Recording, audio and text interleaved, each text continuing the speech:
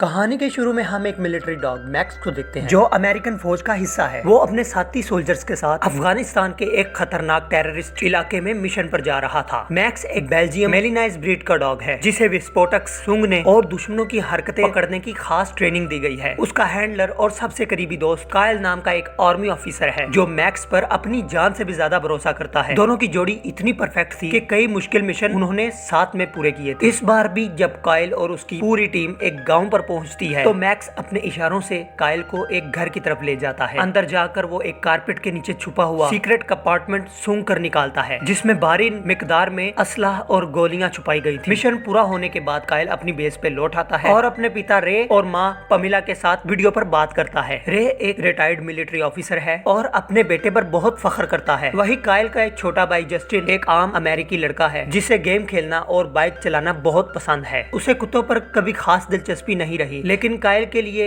Max खानदान का ही हिस्सा था। कायल अपनी घर की बातों में हमेशा मैक्स का जिक्र करता था और पामिला को भी वो डॉग बहुत प्यारा लगता था। कुछ दिन बाद कायल को उसके सीनियर ऑफिसर्स ने बुलाया। पता चला कि जितनी बंदूकें उन्होंने जब्त की थी वो सारी ऑफिस तक नहीं पहुंची। उन्हें शक था कि कायल की टीम में से ही कोई हथियार चुरा रहा है। कायल ने अपनी टीम से पूछताछ शुरू की तो पता चला इस सब के पीछे उसका बेस्ट फ्रेंड टाइलर का हाथ है। जब कायल ने उससे बात की तो टाइलर ने उसे धमकाया और उसे कहा कि वो इन सब बातों में नहीं पड़े। अब अगले दिन कायल अपने ग्रुप के साथ अगले मिशन में जा रहा था। मिशन के दौरान जब मैक्स ने अजीब सा सूंघा तो वो कायल को एक मैदान की ओर ले गया। तभी वहाँ माइंस फटने लगी और फायरिंग शुरू हो गई। उस अफरा तफरी में कायल मैक्स को बचाने के लिए भागा। उसने टाइलर को कवर फायर देने के लिए कहा, लेकिन टाइलर उसे धोखा देकर एक चट्टान के पीछे जाकर छुप गया। बदकिस्मती से कायल दुश्मनों से लड़ता हुआ शहीद हो गया, जिसके बाद फौज के कुछ अफसर कायल के खानदान, कायल के घर वालों को उसकी मौत की खबर देने के लिए गए। उसके माँ बाप और छोटे भाई जस्टिन को यह सुनकर एक बहुत बड़ा झटका लगा। कायल को आखिरी बार अलविदा कहने के लिए पूरा परिवार चर्च में पहुंचा। मैक्स को भी वहां लाया गया जो अपने मालिक को खोकर बहुत ही दुखी था। वो चुपचाप जाकर कायल के ताबूत के पास बैठा रहा। फ्यूनरल पूरा हो जाने के बाद जब ऑफिसर्स मैक्स को वापस लेकर जाने लगे तो वो पूरी तरह झटपटाने लगा और उनके साथ चलने से मना कर दिया। वो जस्टिन को पहचान कर उसके पास चला गया। उसे जस्टिन में अपने मालिक कायल की झलक नजर आ रही थी, लेकिन जस्टिन ने आर्मी ऑफिसर्स के साथ जाकर उसे वैन में छोड़ दिया। कुछ दिन बाद जस्टिन कायल के कमरे में बैठा उसकी तस्वीरें देख रहा था। उसके पिता ने आकर उसे दिलासा देने की कोशिश की, लेकिन गुस्से में आकर जस्टिन अपने बाप को ही कायल का दोषी ठहराने लगा। तभी पामिला ने आकर उन्हें बताया कि मिलिट्री ने मैक्स को मार देने का फैसला लिया है। बिना वक्त गुजारे वो तीनों मैक्स से मिलने डॉग शेल्टर पहुंचे। यहाँ पर आर्मी ऑफिसर बताता है कि कायल की मौत का उसके ऊपर बहुत गहरा असर पड़ा है, इसीलिए वो बहुत ज्यादा अग्रेसिव हो गया है। ये किसी के लिए भी खतरा बन सकता है, इसीलिए अब हमारे पास इसे मारने के अलावा और कोई भी रास्ता नहीं है। लेकिन जैसे ही जस्टिन ने कमरे में कदम रखा, मैक्स शांत होकर जमीन पर बैठ गया। मैक्स उसके ऑर्डर्स मानने लगा। ये देखकर वहाँ सब लोग हैरान हो गए, लेकिन मैक्स जस्टिन को देखकर ऐसा बिहेव इसलिए कर रहा था क्योंकि वो जस्टिन में कायल को देखता था। मैक्स को जस्टिन के साथ खुश देखकर इन्हें फैसला किया कि अब वो लोग मैक्स को अडॉप्ट करेंगे, जिसके बाद वो लोग मैक्स को अपने घर लाते हैं। लेकिन घर पहुंचकर रे ने कहा कि मैक्स एक खूनखार जानवर है, अब वो कभी भी किसी पर हमला कर सकता है, इसलिए वो उसे घर के अंदर नहीं रख सकते। उन्होंने मैक्स को बाहर ही गार्डन में बांध दिया। रात के वक्त मैक्स जोर जोर से भौंकने लगा। दरअसल वो कायल को मिस कर रहा था। उसके शोर मचाने की वजह से सारे घर वाले और आस पड़ोस भी परेशान होने लगे थे। ना चाहते हुए भी जस्टिन बाहर मैक्स के पास आया तो उसे देखते ही मैक्स ने भौंकना बंद कर दिया। पर जब जस्टिन वहाँ से जाने लगा तो उसने दोबारा भौंकना शुरू कर दिया। मजबूरी में जस्टिन को वहीं पर सोना पड़ता है। मैक्स भी शांत होकर वहीं पर बैठ जाता है। दरअसल मैक्स को हमेशा से जस्टिन के बड़े भाई कायल के साथ सोने की आदत थी, इसीलिए मैक्स उसे मिस कर रहा था। जस्टिन के सो जाने के बाद मैक्स पूरी रात उसकी रखवाली करता रहा। अगली सुबह जस्टिन अपने दोस्त जुई और उसकी कजन कार्मिक से मिला। कार्मिन को डॉग से बहुत प्यार है। उसने अपनी गर्दन पर डॉग के पैर का टैटू भी बनवाया है। जब उसे पता चलता है जस्टिन के घर में डॉग तो जस्टिन से कहती है, मैं तुम्हारे घर आकर तुम्हारे डॉग से मिलना चाहूंगी। इस पर जस्टिन ने बताया कि मैक्स को संभालना उसके लिए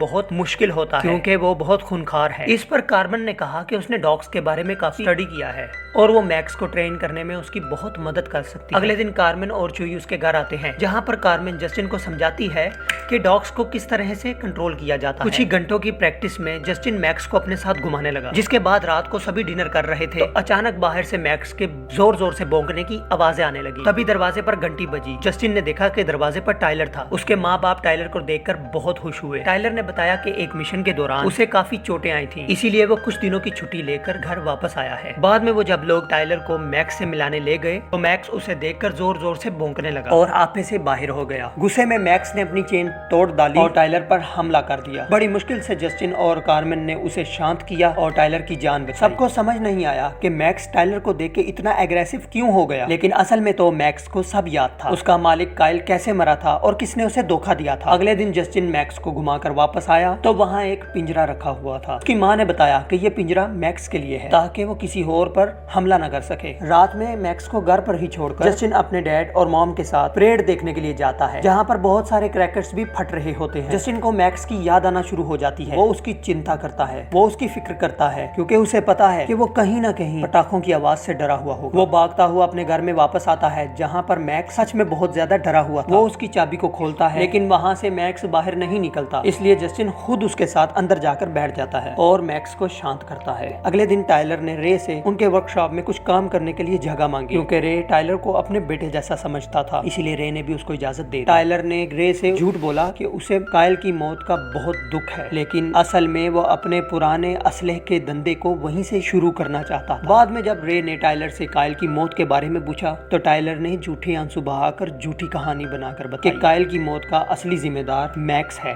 वो काइल के मना करने के बाद भी डेंजर जोन में चला गया और उसे बचाने के चक्कर में काइल मारा गया। वो सुनते ही रे गुस्से से लाल हो गया और मैक्स को मारने के लिए भागा। उसने अपनी बंदूक निकाली और ट्रिगर दबाने ही वाला था तो जस्टिन ने ऐन वक्त पर आकर उसे रोक दिया। जस्टिन अब सच्चाई जानने के लिए मिलिट्री बेस गया। वहाँ उसे काइल का साथी सार्जेंट मिला, जिस पर उसने बताया कि मैक्स कभी भी किसी सोल्जर को नुकसान नहीं पहुंचा सकता। उसने ये भी बताया कि टाइलर को मिशन में चोट नहीं लगी थी, बल्कि उसे हथियार चोरी करने के आरोप में सस्पेंड किया गया है। सार्जेंट ने काइल और मैक्स ट्रेनिंग की वीडियो दिखाई। अब उसे पता चला कि मैक्स काइल के कितना करीब था। उसे अब पूरा यकीन हो गया था कि मैक्स की वजह से काइल की जान नहीं जा सकती। एक दिन जस्टिन साइकिलिंग के लिए जाता है, उसके साथ मैक्स भी था। जब वो मैक्स को लेकर जंगल वाले एरिया में पहुंचता है तो देखता है कि वहाँ टाइलर अपने साथी एमिलियो और स्टैक के साथ कुछ गैंगस्टर को हथियार बेच रहा है। ये दोनों छुपकर सब देख रहे थे, लेकिन तभी गैंगस्टर के डॉग मैक्स को सेंस कर लेते हैं और वो उनका पीछा करना शुरू कर देते हैं। जस्टिन अपनी साइकिल वहीं पर छोड़कर भागना शुरू कर देता है। जस्टिन तक पहुंच जाते हैं। वो डॉग जस्टिन पर हमला करने ही वाले थे,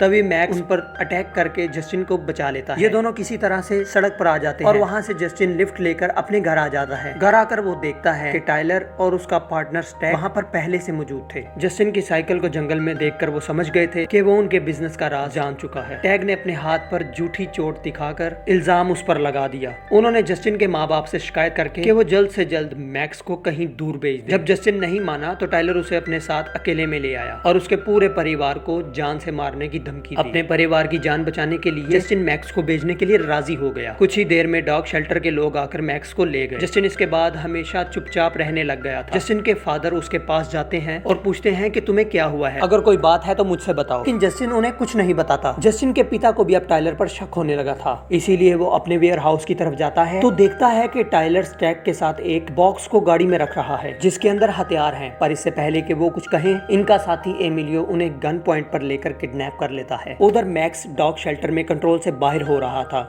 और वो सिक्योरिटी गार्ड पर हमला कर सबको चकमा देकर वहां से भाग गया था। इधर पामिला को रे का मैसेज आया कि वो आज रात अपने हंटिंग हाउस में रुकेगा, लेकिन पामिला के मुताबिक उनका कोई हंटिंग हाउस था ही नहीं। इस पर उन लोगों को शक हुआ और जस्टिन समझ गया कि टाइलर ने ही कुछ किया होगा। इसीलिए जस्टिन ने कार्मेन और मैक्स के साथ मिलकर अपने फादर को खोजने का फैसला किया। पर पूरी रात ढूंढने के बाद भी इन्हें जस्टिन के फादर नहीं मिलते। अगली सुबह जब ये जंगल के बीचों बीच जाते हैं, वहाँ से जब वो लोग नीचे झांकते हैं तब उन्हें नीचे टाइलर दिख जाता है जो हथियारों की डील कर रहा था, और वहीं गाड़ी में रे भी दिख जाता है। जब तक जस्टिन टाइलर पर नजर रखे हुए थे, कार्मेन जल्दी से पुलिस को बुलाने चली गई, लेकिन टाइलर के कुत्तों ने जस्टिन को सूंघ लिया और उन पर हमला करने के लिए भागे। एक बार फिर से मैक्स उन पर हमला करके उन्हें हरा देता है। टाइलर को भी पता चल जाता है कि आसपास जस्टिन है, इसीलिए वो अपने साथी एमिलियो के साथ जस्टिन को मारने के लिए निकल पड़ता है। रे ने भी मौका देखकर स्टैक पर हमला करके खुद को आजाद कर लिया। जल्द ही मैक्स और जस्टिन भी वहाँ पर पहुँच गए और जस्टिन को देखकर उसके फादर बहुत ज्यादा खुश होते हैं और वो कहते हैं कि टाइलर हमारे पीछे है, इसीलिए हमें अलग अलग रास्तों से यहाँ से निकलना होगा। दोनों जंगल के अलग अलग रास्तों से निकलना शुरू कर देते हैं। थोड़ी देर बाद वहाँ स्टैक को होश आ जाता है, जिसके बाद वो गाड़ी से उनका पीछा करने लग जाते हैं। जल्द ही वो रे के सामने होता है। इससे पहले कि वो रे को गाड़ी से कुचलता, रे ने उस पर गोलियां चलानी शुरू कर दी, जिससे उसकी गाड़ी का बैलेंस बिगड़ जाता है। गाड़ी नीचे खाई में गिरकर